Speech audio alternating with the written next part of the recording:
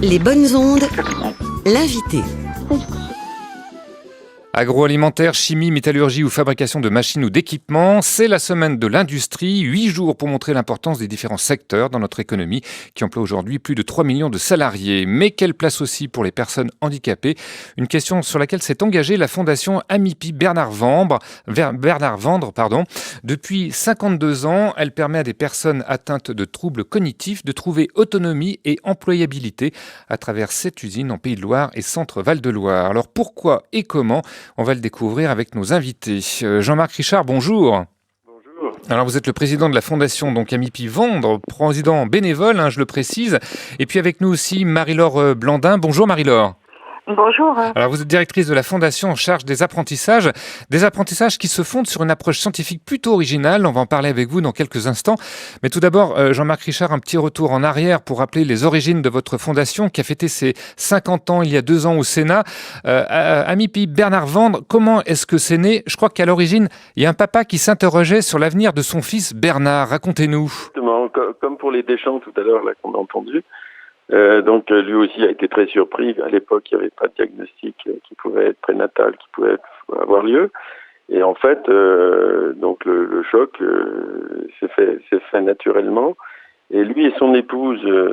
Alors, il faut dire aussi que c'était des enfants, des jeunes, qui étaient issus de Lyon, du lycée du Parc, où ils avaient appris à être rebelles, surtout sous l'occupation. C'est une jeunesse qui avait dû reconstruire ses idéaux et repartir à l'avant alors que tout était détruit.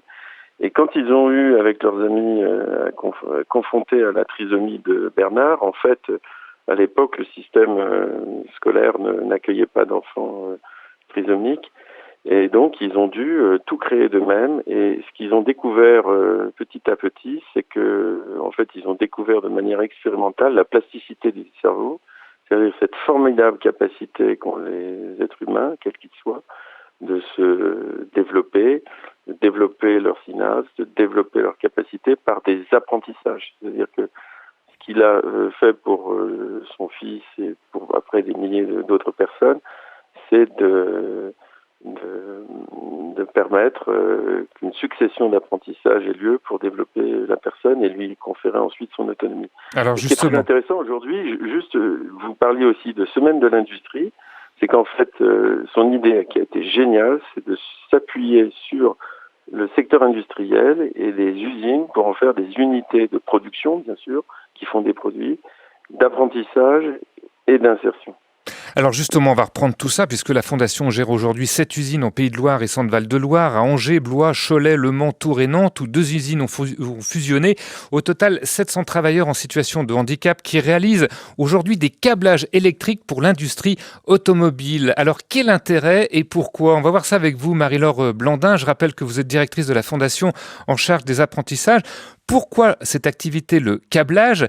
Est-ce que c'est pour répondre à une demande économique des équipementiers automobiles ou ça va beaucoup plus loin que ça et notamment en rapport avec cette démarche scientifique que vient d'exposer Jean-Marc Richard? Tout à fait. En effet, le câblage électrique n'a pas été un choix fait au hasard, pas du tout. Il faut revenir à la création d'Amipi, où un très gros travail de recherche pédagogique avait été mis en œuvre à l'époque, et cette recherche pédagogique avait fait ses preuves quant à l'apport du travail manuel pour le développement des capacités des déficients cognitifs. Alors, il est important aussi d'avoir à l'esprit que le travail manuel permet de développer le système neuronal dit périphérique. Alors, le toucher, l'observation, l'orientation de composants par exemple, et ce développement de ce système neuronal périphérique, du fait des différentes sollicitations, va lui-même permettre d'activer les zones cérébrales et donc de développer le système neuronal central. Maintenant, la plasticité neuronale est connue et reconnue. C'était quand même révolutionnaire à l'époque de poser cette hypothèse, parce qu'on n'avait pas les techniques d'imagerie qui permettaient de le confirmer. Et là, aujourd'hui, ça se confirme grâce à ce travail manuel et répété avec des tâches répétées et graduelles. Alors, je vais me permettre de rectifier. Il ne faut pas confondre la répétitivité de tâches avec la répétitivité des apprentissages. C'est le fait de placer une personne en situation d'apprentissage nouveau, cette répétitivité, cette sollicitation avec les différentes zones cérébrales qui va permettre de renforcer, voire même de créer de nouvelles synapses. ces zones de connexion entre les neurones. Donc c'est vraiment la répétitivité d'apprentissage qui est importante dans ce processus. On pourrait presque parler d'usino, de câblothérapie, si je puis me permettre. Et ça s'y prête bien avec le câblage électrique d'ailleurs. Ouais. Et quand vous posiez la question tout à l'heure, est-ce que le câblage électrique est pour un choix industriel purement? Non, c'est notre support d'apprentissage au sein de la Fondation. Et c'est un support d'apprentissage qui présente plusieurs avantages. D'abord, ça représente du volume, donc avec des grandes séries, qui va permettre la récurrence et cette notion de répétitivité, on y revient. Le câblage électrique va permettre aussi une complexité de tâches manuelles, mais tout en permettant la possibilité de décomposer un faisceau électrique en sous-ensemble, de façon à ce que nos opérateurs qui auraient des déficiences plus importantes soient intégrés à la ligne de fabrication. Pour nous, il est extrêmement important de ne pas avoir de poste de fabrication à part pour une population à part. Chacun a sa place au sein de la ligne de fabrication. Ça, c'est important aussi. Et puis, bien sûr, l'avantage du câblage électrique, eh bien, c'est de répondre à une très grande rigueur industrielle imposée par les constructeurs automobiles. Donc, ça nous fait tous progresser, et notamment nos opérateurs. Donc, ça permet des apprentissages de compétences techniques, donc un savoir-faire, être conducteur de machines, devenir contrôleur ou magasinier. C'est aussi avoir un comportement adéquat au travail, le savoir-être, et qui est souvent, qui est systématiquement souligné d'ailleurs lors d'intégration dans les entreprises ordinaires. Alors Marie-Laure, je vais peut-être vous couper parce qu'on vous sent très enthousiaste sur ce sujet et vous avez beaucoup de choses à dire. Simplement rappeler qu'il y a 700 personnes qui sont accueillies dans ces usines de la Fondation, des demandes qui sont nombreuses. Alors ce sont des personnes qui travaillent chez vous pendant une certaine durée. Elles n'ont pas vocation à rester dans vos usines. Il s'agit simplement, et c'est déjà beaucoup, de tremplin vers une autre activité, vers une autre entreprise. Et je vous propose d'écouter un petit témoignage qu'on a trouvé sur le site de votre fondation. Il s'agit de Nicolas Butin qui a rejoint le poste de monteur-assembleur au sein de l'entreprise Le Pratique qui est spécialisée dans la mécanique de précision. Alors, il nous dit ce qu'il fait et vous allez également entendre le témoignage de ceux qui l'entourent professionnellement. J'habite Le Mans, je travaille à la Mines chez Le Pratique. Je fais un peu des machines, de l'usinage. On a réussi à l'aider en mettant des choses en place sur des classeurs pour lui expliquer vraiment comment il fallait faire les montages. Donc ce que fait Nicolas, c'est le pré-montage des dents sacheuses en fait. Donc tout ce que vous avez vu sur le classeur, ça lui permet de faire le pré-montage de toutes ces petites machines.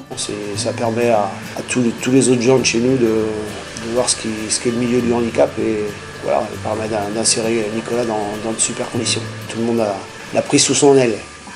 Voilà, tout le monde l'a pris sous son aile, comme l'explique Denis Chenier, le patron de cette entreprise. Alors peut-être quelques commentaires avec vous. Marie-Laure Blandin, Nicolas a monté des faisceaux électriques chez vous. Est-ce que cette formation, ça permet vraiment d'être adapté après dans d'autres activités, pas seulement dans le montage-assemblage, parce qu'on retrouve d'autres anciens salariés de chez vous, comme responsables de tri par exemple, comme à Leroy Merlin. Le câblage, ça mène à tout ? Le câblage et surtout les capacités qu'il permet de développer. C'est surtout ça qu'il faut retenir. Et la prise de confiance aussi. C'est là où, pour une personne, pour se construire, c'est prendre confiance en ses capacités de progresser et d'apprendre. Et la diversité, comme vous le soulignez très justement, de l'intégration de nos opérateurs dans différentes enseignes, prouve en effet que tout l'apport de ce travail manuel et de ces apprentissages pour leur permettre de réussir la suite de leur vie professionnelle. Alors Jean-Marc Richard, je me retourne vers vous. Est-ce que c'est facile de convaincre des chefs d'entreprise de prendre des salariés qui sortent de chez vous ? Est-ce que c'est facile de faire changer le regard sur le handicap ? Alors, au début, la première fois, c'est pas forcément facile, mais dès que les gens viennent dans nos unités de production d'apprentissage et d'insertion, ils découvrent d'abord qu'on est des entreprises comme les autres, on a les mêmes problèmes de compétitivité. Faut vraiment voir que on a des sujets très très très identiques à n'importe quelle entreprise.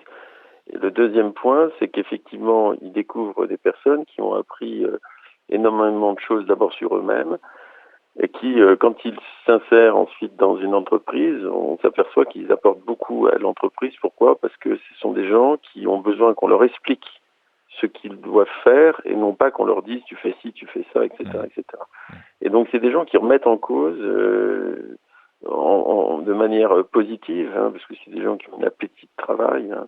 Et là, je tiens à dire qu'il y a des débats de société qui me choquent énormément parce que le travail développe le cerveau des personnes C'est ça le point clé.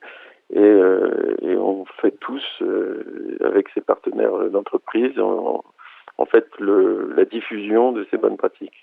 Alors, depuis 20 ans, grâce à votre fondation, il y a 1500 personnes qui ont pu être recrutées, une remise en confiance, un bien-être pour elles, vous nous l'avez dit, mais des gens au travail, c'est aussi gagnant-gagnant pour la société. Ils ne sont plus dans l'assistanat, si je puis dire, ou dans les allocations. Dans quelle mesure on peut juger justement ce gagnant-gagnant ? Je pense que d'abord, c'est 1500 personnes qu'on a insérées, parce qu'on en a recruté beaucoup plus, puisqu'on a fait en sorte qu'on soit un SAS entre des personnes qui avaient justement ce très gros problème, c'est qu'elles étaient très rapidement parquées, identifiées comme inaptes au travail. C'était comme ça qu'on qualifiait. Et ce que je pense, c'est qu'il y a eu un drame qui s'est joué en France, et ça, je voudrais quand même le dire à l'antenne, c'est qu'on a fermé énormément d'usines sans regarder tout l'aspect pédagogique que chaque usine avait. Et en fait, nous, on s'est rendu compte que le handicap, on l'effaçait. Les personnes prenaient leur autonomie. Bien évidemment, quand quelqu'un reste chez lui ou est dans une structure protégée, il y a un coût pour la société, bien supérieur quand elle reste chez elle. Surtout qu'une personne qui mène scène, qui reste seule chez elle, c'est pas moi qui le dis, c'est des chercheurs comme Boris Cyrulnik, un cerveau sain seul ne peut pas fonctionner. Donc on sait très bien qu'on a besoin des autres, du regard des autres, comme disait cette personne tout à l'heure, est fondamental. Donc à partir du moment où on sait que les gens sont complètement normaux, puisqu'ils peuvent travailler, qu'ils gagnent leur autonomie, on peut voir la société d'une autre façon. Et nous, ce qu'on a voulu faire comme pédagogie... Très rapidement, Jean-Marc Richard. C'est la dualité de l'organisation, c'est-à-dire que une même activité permet de développer un bon produit et le développement des personnes. Et si on regarde sous cet angle-là la société, on aurait évité peut-être 1 million de chômeurs supplémentaires, on aurait évité beaucoup de casses et je crois que la société s'en porterait beaucoup mieux. Voilà. C'est pour ça que le handicap, voyez, on a fait d'un maillon faible un maillon fort. Voilà. Merci Jean-Marc Richard, président de la Fondation Amipi, Bernard Vendre et Marie-Laure Blandin, directrice en charge des apprentissages, de nous avoir présenté vos activités. Alors je précise que vous allez participer à la semaine de l'industrie, aujourd'hui à Cholet et puis demain au Mans, ce qui vous concerne. Et pour en savoir plus sur votre fondation, rendez-vous sur www.fondation-amipi-bernard-vendre.org. Merci d'avoir été avec nous.